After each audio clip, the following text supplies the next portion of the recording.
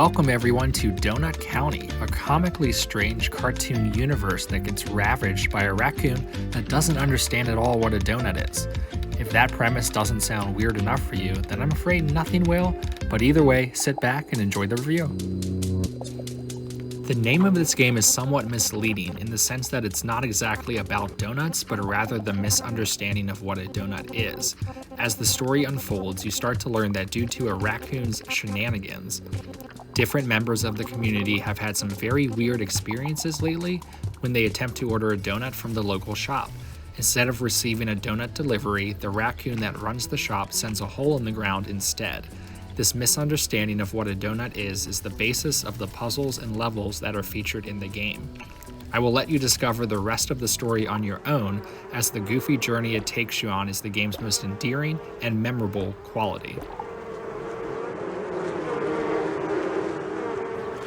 The gameplay plays out like a point-and-click adventure, as there is generally a very specific order of actions that must be taken to advance the triggers for each level.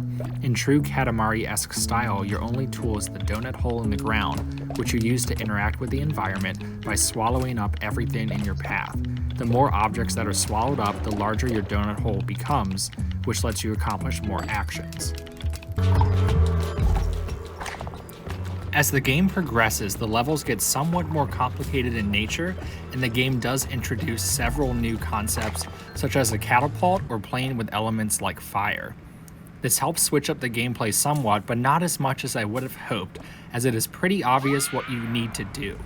While it isn't the video game equivalent of a baby shape sorter, it also never really challenges the player either, although you could argue it never intended on doing so anyways. Without spoiling too much, the final level does finally combine the few skills you've learned, and I really enjoyed that level in particular, but it ends very quickly afterwards. This is a really tough game for me to review because there were a lot of things I really liked about it. The presentation, the hilariously witty dialogue, and the fact I have never played anything like it before in my life. That being said, the game is shockingly short, coming in at around 2 to 2.5 hours and not challenging at all.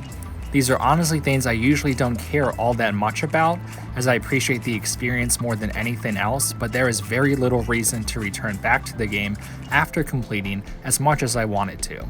I wish there were perhaps a leaderboard or time trials mode to play through, or if there were a few more levels to round out the package, that would have been a nice touch as well.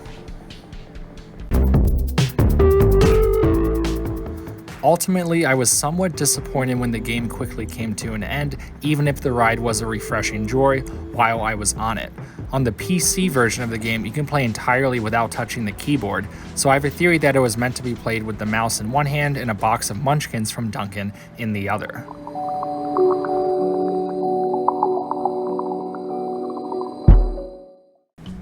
Donut County scores a 72%. Let me be clear though and say that this is a game that I think almost everyone should play just for the sheer absurdity of the concept, but it certainly isn't a game everyone should buy. There was a limited physical release of the game in 2020 through Best Buy, and the thought of paying $35 for this game makes me very happy I skipped it at that time. However, at its much more reasonable price point on the eShop, it's certainly worth a look. Just know what you're getting and not getting if you do pick it up.